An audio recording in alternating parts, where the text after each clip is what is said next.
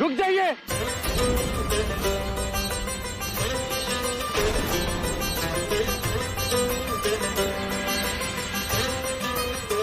आप युवराज को रोकिए।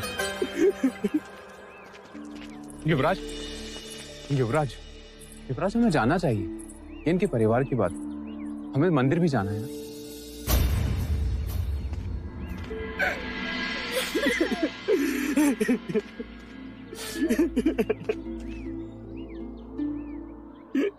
ये क्या कर रहे हो आप? एक गरीब मनुष्य कर भी क्या सकता है। मैं अपने अमृत पुत्र को नदी में बहा रहा हूँ। पर आपने तो इसे आरोग्य धाम भेजा। भाग आया वहां से, हमसे दूर नहीं रह पाया। क्या पता आखिरी बार मिलने आया था। और मेरी विवशता देखिए युवराज, मैं अपने पुत्र का अग्निदाह करके उसे मोक्ष भी नहीं दिला सकता। इसे नदी में बहाना पड़ेगा। अग्निदाह क्यों नहीं दे सकते? मेरे पास ब्राह्मणों को देने के लिए धन नहीं है, और बिना दक्षिणा ब्राह्मण दाह संस्कार नहीं करेंगे और मंत्रोच्चार नहीं होगा। मेरे पुत्र को सद्गति नहीं मिलेगी और मोक्ष नहीं मिलेगा। मोक्ष? ना तुम जानते हो ना मैं, केवल ब्राह्मण जानते हैं, और वो भी वेदों की दृष्टि से, जिनमें मोक्ष की परिभाषा तो है पर प्रमाण नहीं। पर क्या तुम पूरे विश्वास के साथ कह सकते हो कि ब्राह्मणों के मंत्रोच्चार से तुम्हारे पुत्र को मोक्ष प्राप्त होगा, उसको सद्गति मिलेगी?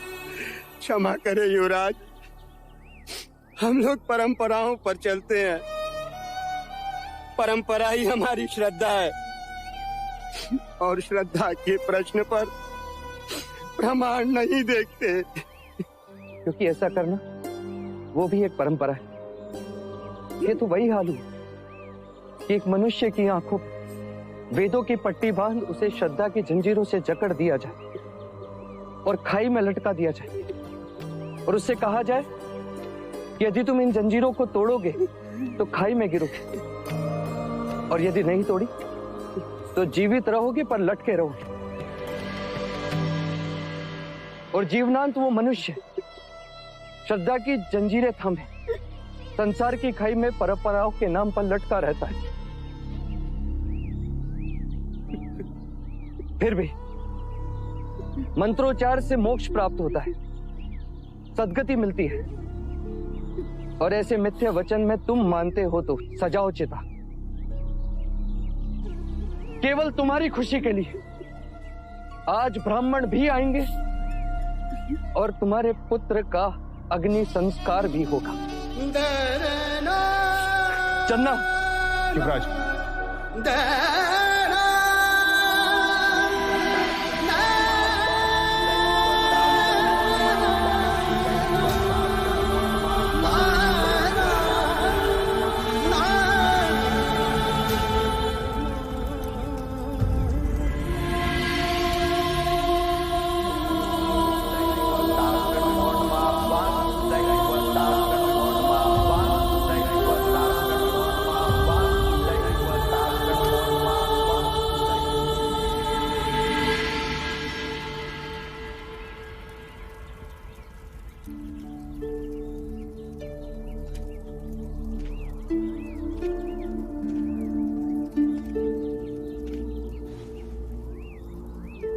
चिता राख हो गई। दारुण के पिता भी अस्थियां विसर्जन को ले गए। कब तक बैठे रहेंगे आप यहाँ?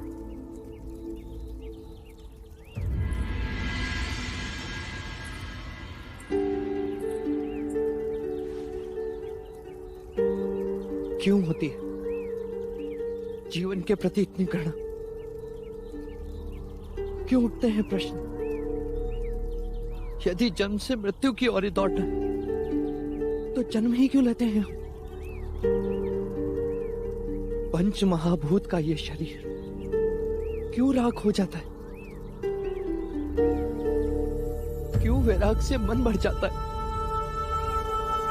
क्यों सारा संसार मिथ्या लगने लगता है? इसे विषाद योग कहते हैं युवराज। जब भी यम अपने अधिकार का उपयोग करता है, इस योग का जन्म होता है। जब भी मृत्यु होती है, मन विषाद से भर जाता है। परंतु ये योग क्षणिक होता है। कुछ दिन ये सब उसे याद करेंगे और फिर भूल जाएंगे। कुछ दिनों बाद दारुण भी अपने बड़े भाई को भूल जाएगा। यही संसार का चक्र है। कुछ दिनों पहले वो था, अब नहीं। कुछ दिनों तक हम रहेंगे, फिर नहीं। युवराज, मनुष्य को व्यवहारिक बनना चाहिए। मृत्यु से ना सूरज चांद का उगना बंद होता है, ना बादल का बरसना। प्रकृति का नियम है, फूल खिलते हैं, मुरझाते हैं, फिर कोपलें फूटती हैं। बादल बरसने को ही जन्म लेते हैं और बरसने के बाद उनका अस्तित्व नहीं रहता। फिर नया बादल बनता है, फिर बारिश होती है। पर जगत रुकता नहीं, वो चलता है। अब हम भी चलें? हाँ, हम भी चलते, यहाँ से दूर। कल प्रातःकाल ही मैं आपको दूसरे शाक्य प्रदेश ले जाऊंगा। ऐसी जगह ले जाऊंगा कि नहीं चलना, हम कपिलवस्तु वापस चलेंगे।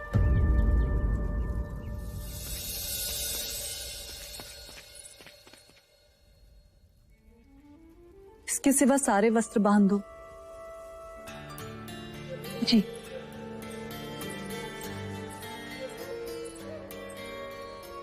चन्ना ने कहा है कल प्रातःकाल हम यहाँ से प्रस्थान करेंगे। आपको यहाँ से कुछ कपिलवस्तु ले जाना है? नहीं, मुझे यहाँ की कोई स्मृति नहीं चाहिए जिसे मैं अपने साथ ले जाऊं।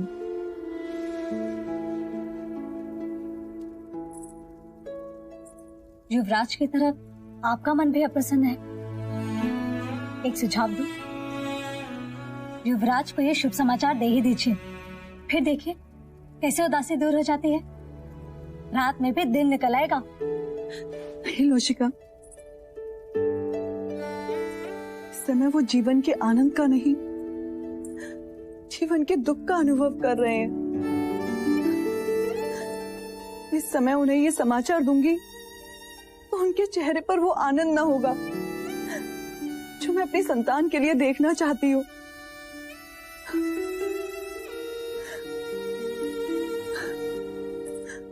उन्हें ये समाचार मैं तब दूंगी जब वो प्रसन्न होंगे।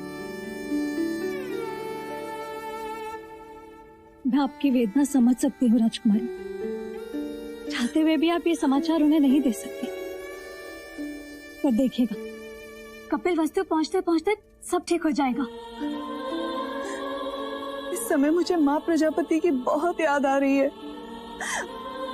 बस किसी भी तरह यहाँ से निर्विघ्न कपिलवस्तु पहुँच जाए लोशिका।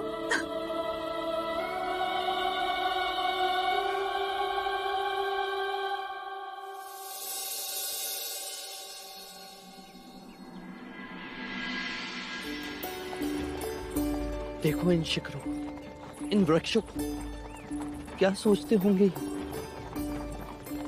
क्या कुछ नहीं देखा होगा गोपाइनों ने? फिर भी ये इतना शांत कैसे रहते होंगे? और हम मनुष्य? रुक जाओ, मत करो इतना अत्याचार। मत करो पर इतना अत्याचार मत करो। ईश्वर हमारी रक्षा करो। ईश्वर, परिवार का निर्वाह कैसे करूंगा? ठहरो, क्या अपराध है इसका? तुम्हारा क्या अपराध है? कुछ नहीं। तो फिर क्यों अकारण बीच में आकर अपराधी बन रहे हो? भूख लगी है तो खाना खाओ, कोड़े खाने पर क्यों तुले हो? तुम जानते हो तुम किससे बात कर रहे हो? जो भी हो, हमारे पास राजा तपोधन का आदेश है। ये इस शाक्य गणराज्य के महाराज शुद्धोधन के पुत्र युवराज सिद्धार्थ हैं। क्षमा युवराज। युवराज, युवराज, कहो क्या है ये सब? क्षमा करें युवराज, राजा तपोधन का आदेश है कि सारे व्यापारियों से कर वसूला जाए। युवराज, वो कर तो ये हमसे पहले ही ले जा चुके हैं। ये अतिरिक्त कर है। युद्ध के कारण राजकोष को भारी क्षति पहुंची है। बंद करो ये अतिरिक्त कर लेना। किसानों से लगान लेते हो, व्यापारियों से कर लेते हो, गरीबों से उनकी रोटी छीनते हो। जब प्रजा ही नहीं रहेगी तो राज किस पर करोगे? कह देना राजा तपोधन से कि युवराज ने विनती की है, ना माने तो आदेश भी मिल जाएगा। उठाकर रखो ये बोरिया जहां से उठाई थी। युवराज सिद्धार्थ की, युवराज सिद्धार्थ की, युवराज सिद्धार्थ की, युवराज सिद्धार्थ की, युवराज सिद्धार्थ की, युवराज सिद्धार्थ की, युवराज सिद्धार्थ की, युवराज सिद्धार्थ की, युवराज सिद्धार्थ की, युवराज सिद्धार्थ की, युवराज सिद्धार्थ की, युवराज सिद्धार्थ की, युवराज सिद्धार्थ की।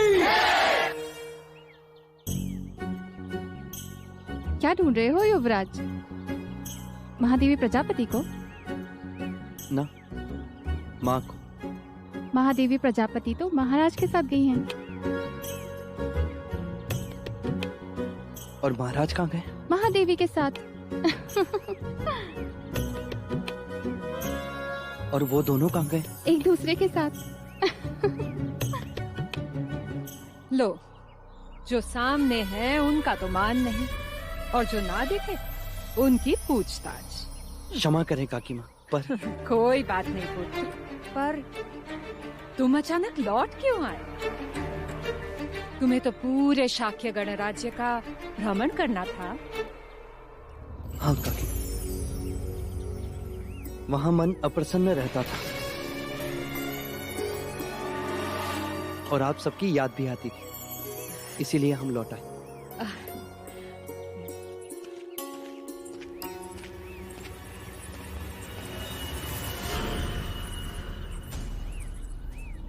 अभी तो बात टाल दी है, लेकिन अगर फिर से महाराज के बारे में पूछा तो क्या उत्तर देंगे?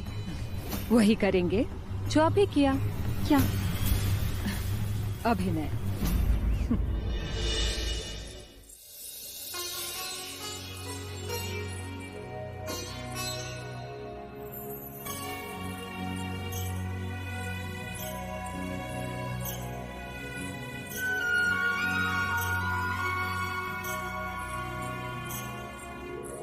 क्यों अकारण चक्कर लगाकर अपने पैर दुखा रही हो? पैर कहाँ, पेट दुख रहा है। किस कारण? ऐसा क्या खा लिया तुमने? एक बात। बात? कैसी बात? वही जो आपके पेट में है। इतनी बड़ी खुशी की बात आप अपने उदर में कैसे छुपा सकती हैं राजकुमारी? मेरा तो मन कर रहा है कि मैं थाली बजा बजा कर पूरा महल घुमाऊं, गगन ढोल बजाऊं जिसे सारा नगर जान जाए, और महाराज और महादेवी जहाँ कहीं भी हो हवा पे सवार होकर आपके पास चले आए। बोलिए, बता दूं? क्या बताना चाहती हो लौशिका?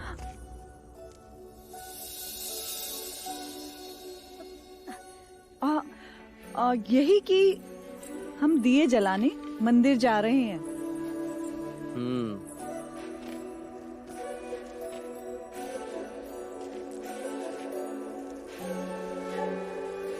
तीन दिए? ये किस लिए गोपा? पहला, हम यहाँ से सब सकुशल पहुँच जाएं, इसलिए। और दूसरा दीपक, हम वहाँ से सकुशल लौट आए, इसीलिए। और ये तीसरा दीपक?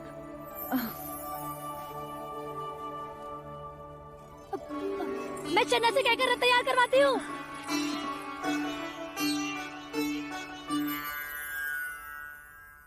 तुमने बताया नहीं गोपा, ये तीसरा दीपक किस लिए? आप बताओ तो मानूं।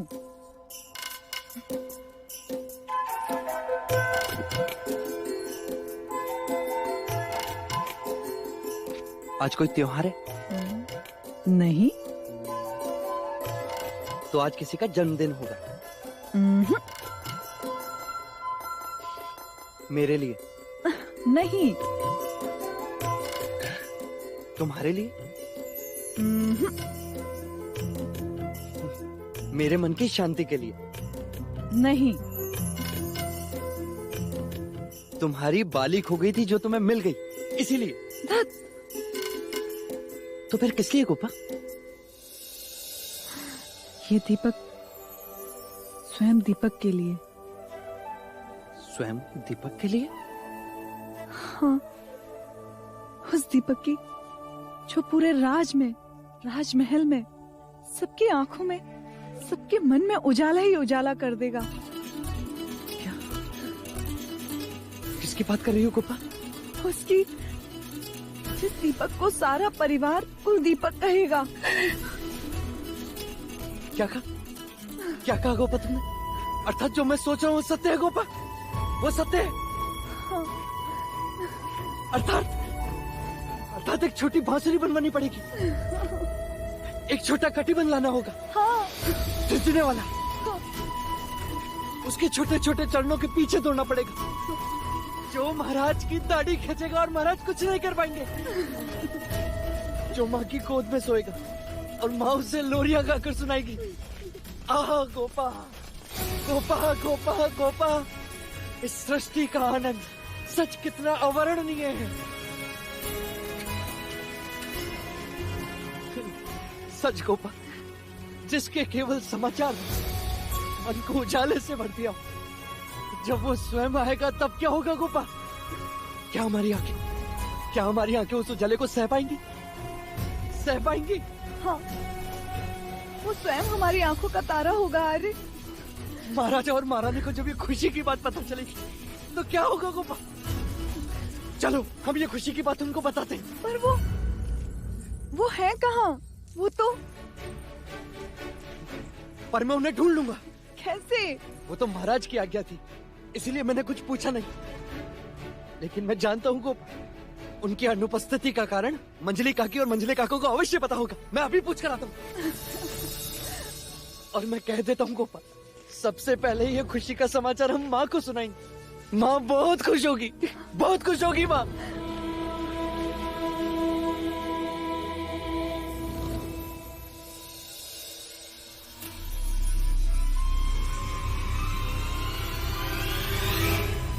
ये क्या कर दिया मंगला?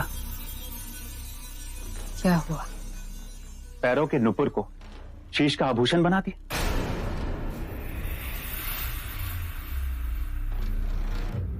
मन भटक रहा है, अर्थात मन में कुछ और तुम कर कुछ और रही हो। पर ये सोचने वाली बात तो है ही।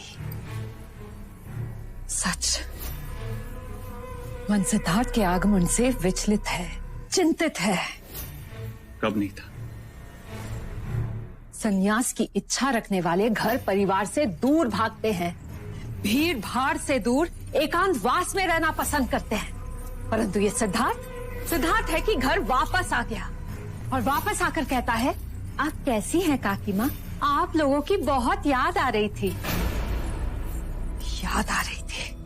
अब तो जब जब उसके मुंह से काकी माँ सुनती हूँ, ऐसा लगता है कि जैसे स्वयं दुर्भाग्य बोल रहा हो। काकी माँ,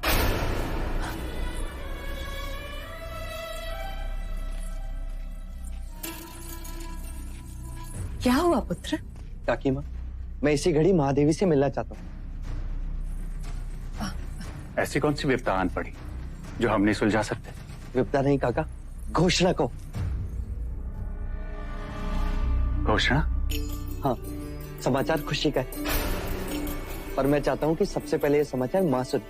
बताइए ना, माँ कहाँ है? रोहिणी नदी के तट पे। रोहिणी नदी के तट पे? हाँ, कुछ पूजा पाठ करने गए हैं, कदाचित तुम्हारी मनोशांति के लिए। आ गया काकी माँ, मैं चलता हूँ, उन्हें साथ लेकर ही लौटूंगा। और हाँ, लौट कर आते ही बड़ी खुशी का समाचार दूंगा। अवश्य। ये क्या कर दिया मंगला? महाराज ने किसी को बताने से मना किया था। ऐसा कौन सा अपराध कर दिया मैंने आर्य, उनके पुत्र को ही तो बताया, और किसी को तो नहीं। पर उन्होंने ये बात सिद्धार्थ से कई वर्षों से छुपा कर रखी थी। आज सत्य को उजागर हो जाने दो आर्य। माता पुत्र को दूर करने का यही तो एक मार्ग था। युवराज को पता चल जाए कि उसको जन्म देने वाली माँ प्रजापति नहीं, कोई और है। उससे क्या उपलब्ध होगा? आप नहीं समझेंगे आर्य। आंखें बड़ी करके सोचिए। अटूट संबंध को तोड़ने की यही एक युक्ति है, संदेह। मैंने तो रोहिणी नदी में कंकड़ डाल दिया है। अब देखिएगा, तरंगे दूर तक जाएंगी।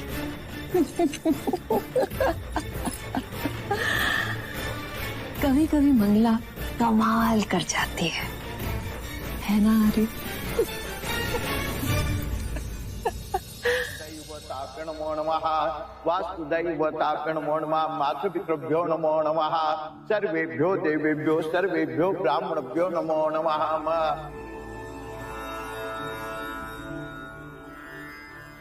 क्या सोच रही हो देवी? न जाने क्यों आज अचानक अपराधी भावना का अनुभव हो रहा है। ऐसा क्यों? माँ का तर्पण, श्राद्ध, पुत्र का अधिकार होता है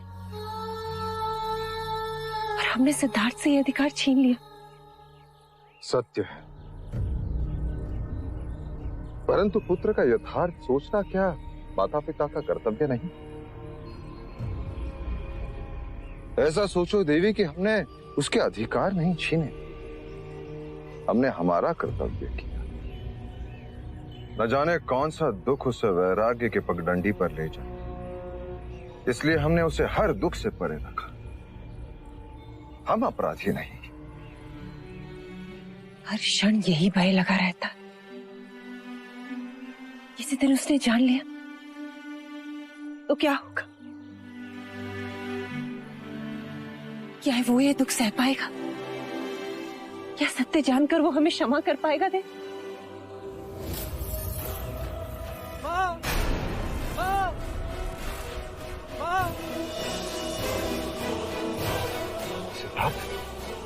सिद्धार्थ लौटा है।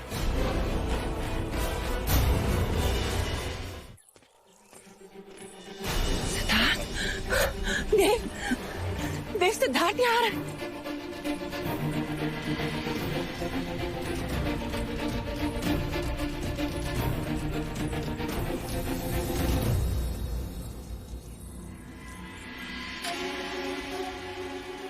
युवराज, तुम कब आए? इतने शीघ्र कैसे लौटे? क्या हुआ गोपा? चिंता का कोई कारण नहीं पिताजी। पहले आप बताएं, आपने महल में ऐसा आदेश क्यों दिया कि आप यहाँ हैं और ये बात सबसे गुप्त रखी जाए?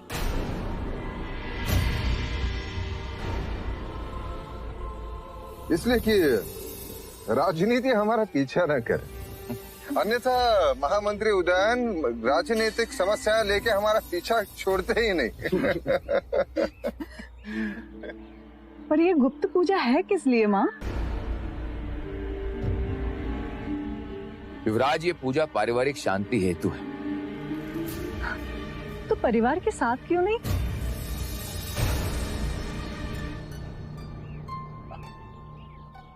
अब आप दोनों आई गए हैं तो परिवार भी पूर्ण हुआ। तो ठीक है, पहले पूजा समाप्त कर ली जाए। इसका फल एक समाचार के रूप में आपको तुरंत मिलने वाला है। कैसे समाचार? पहले पूजा पूर्ण कर ले, फिर बताऊंगी।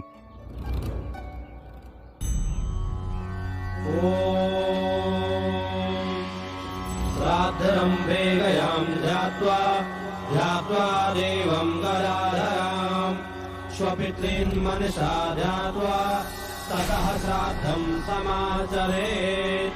इदं पिण्डं ते मया दीयते तौ प्रतिष्ठताम्। पिण्डदानेन पिंड स्वरूपे जनार्दन वासुदेवा प्रियताम नमः। युवराज, अब इस पिंड को नदी में बहा दें।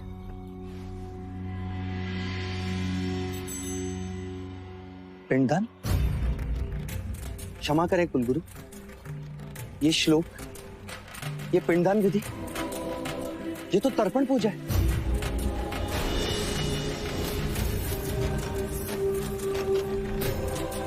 हाँ युवराज, ये सत्य है। किसका तर्पण कर रहे हैं आप? दान के लिए ये चूड़ी, ये कपड़े, ये सिंदूर, किसका तर्पण हो रहा है यहाँ?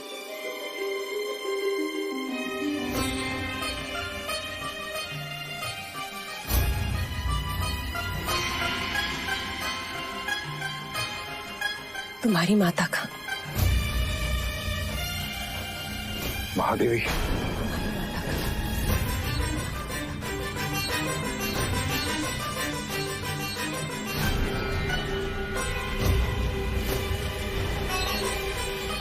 ये क्या अशुभ बोल रही है माँ? जीते जी कोई अपना तर्पण करता है? सिद्धार्थ, हमने बहुत प्रयत्न किया कि तुम्हें इस दुख से दूर रखें, पर अब तुम बड़े हो गए, तुम समझ सकोगे। माँ, क्या समझ सकूंगा मैं? सिद्धार्थ, मैं तुम्हारी जननी नहीं,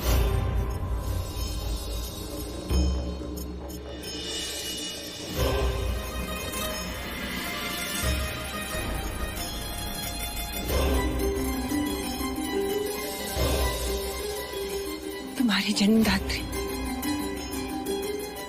मेरी बड़ी बहन महामाया थी।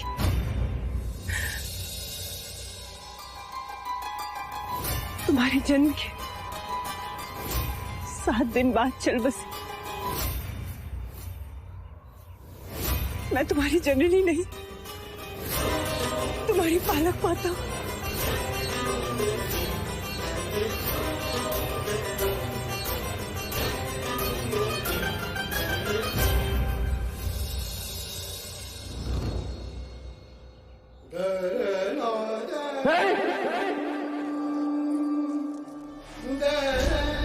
संभालो सर को।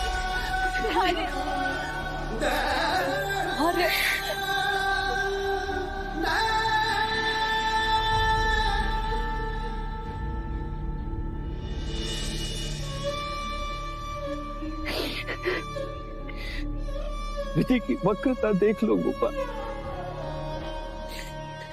समय का ये शाप योग देख लो। मैं और गोपाल आपको अपनी आने वाली संतान का समाचार देना चाहते थे और आपने मुझे मेरी माँ की मृत्यु का समाचार दे दिया।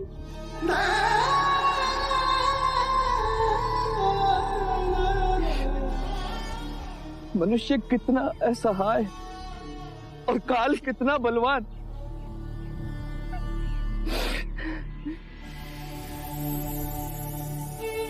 क्या एक दिन में तुम्हें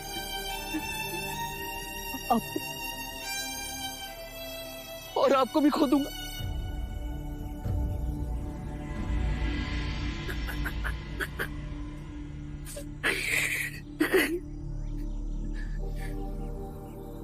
मैं भी कहीं खो जाऊंगा।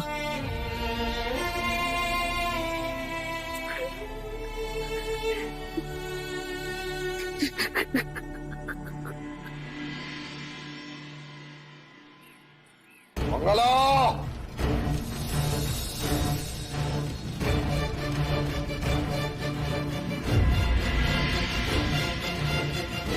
अच्छा, ये बताइए तो सही कि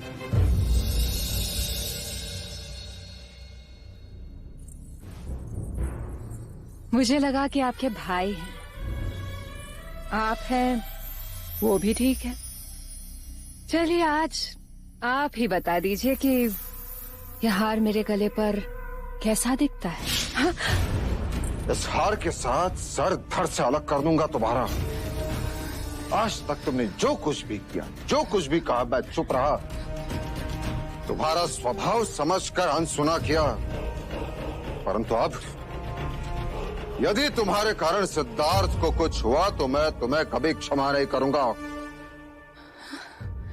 मेरे कारण? मैंने ऐसा कौन सा अपराध कर दिया महाराज? जो बात गुप्त रखनी थी तुम्हें सिद्धार्थ को बताने की क्या आवश्यकता थी? तुमने उसे क्यों बताया कि हम नदी के तट पर गए हैं? तो क्या उसे महामाया के बारे में पता चल गया? चलो जो हुआ बहुत अच्छा हुआ महाराज, बहुत अच्छा हुआ। लटकती तलवार बनकर जो सत्य जी रहा था वो सामने आ गया।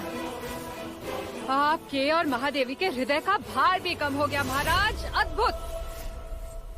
परंतु महाराज आप तो भार की जगह फटकार दे रहे हो। मैं केवल तुम्हें चेतावनी देने आया हूँ मंगला। पुनः ऐसी भूल हुई तो मैं भूल जाऊंगा कि तुम मेरे भाई की पत्नी हो। पर मुझे सदैव स्मरण रहेगा महाराज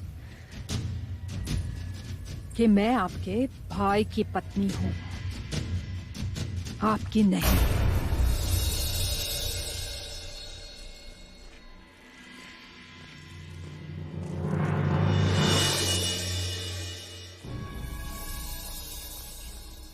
ये सिंदूर, ये आदि शक्ति का प्रसाद है। और ये फूल, इन्हें हमेशा अपने जूड़े में सजाए रखना। इसकी सुगंध से माँ और बच्चे दोनों का मन प्रसन्न रहेगा। और ये माँ अभया का रक्षा कवच, ये तुम्हारी और हमारे पौत्र की रक्षा करेगा।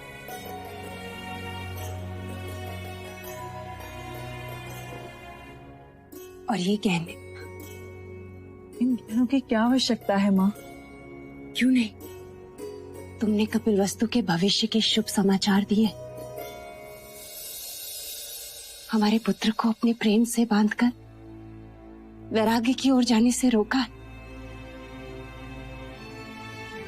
ये गहने बधाई के।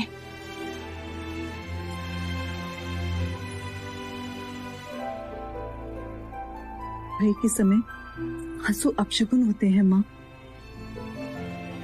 यशो,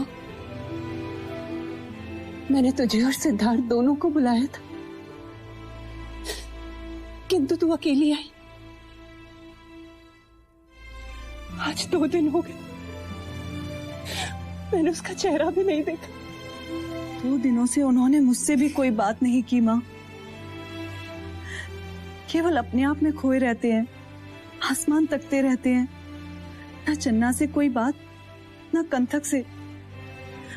कभी बात की तो बस स्वयं से। यशो, यशो तुमसे एक बात पूछूं? अधिकार के लिए अनुमति कैसी माँ? क्या वो मुझसे पहले जैसा स्नेह करेगा? मुझे माँ तो कहेगा ना? कहीं मुझे इस बात के लिए दोषी तो नहीं समझेगा कि मैंने उससे इतनी बड़ी बात छुपाई? महाराज भी बहुत चिंतित थे। नहीं माँ, आपने जो कुछ भी किया अपने पुत्र के लिए किया।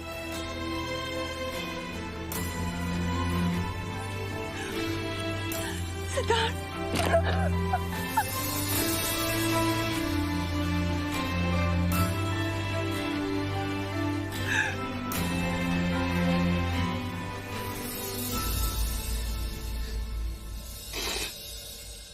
कहाँ थे? क्यों नहीं आए? 2 दिन बीत गए, अपनी माँ की याद नहीं आई। आप भी तो नहीं आई माँ। मैं अपराधी भावना से पीड़ित थी सिद्धार्थ, और मैं जीवन के प्रश्नों से घिरा था। कदाचित आकस्मिक स्थिति के लिए मन तैयार नहीं था और अचानक से ये पीड़ा का समय बीत जाएगा।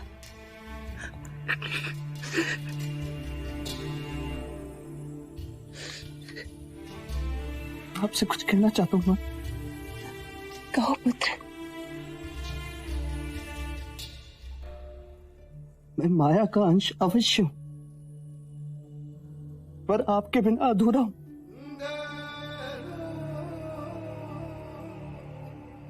आपकी ममता मेरा सौभाग्य, आपका त्याग मुझ पर आपका उपकार। मैं अनुज नंद का दोषी हूं, जिसे मेरे लिए आपने स्वयं से दूर रखा, जिससे मेरी ममता में कोई कमी ना हो।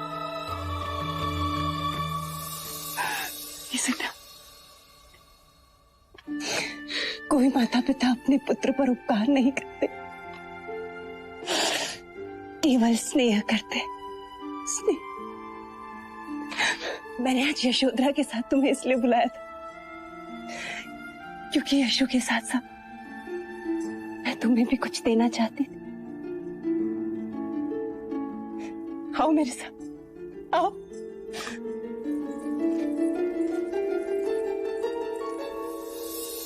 ये देखो, ये माया दीदी की स्मृतियां मैंने तुम्हारे लिए संभाल के रखी थी।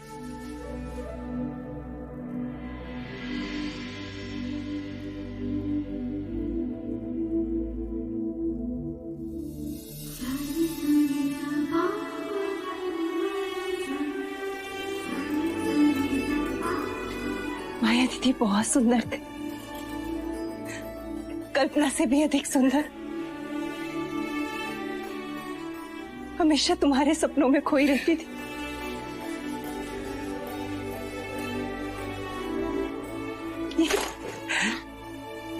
ये तुम्हारे बचपन का खिलौना है सिद्धार्थ।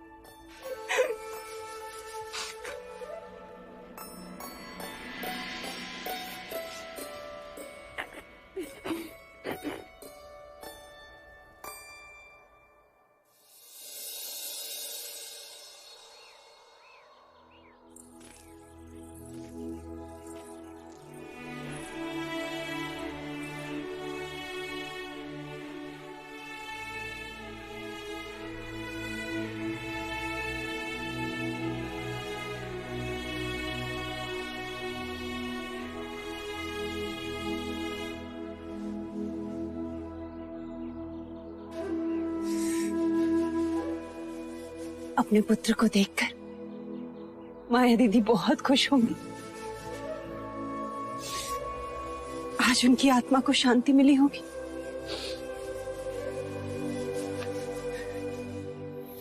मां,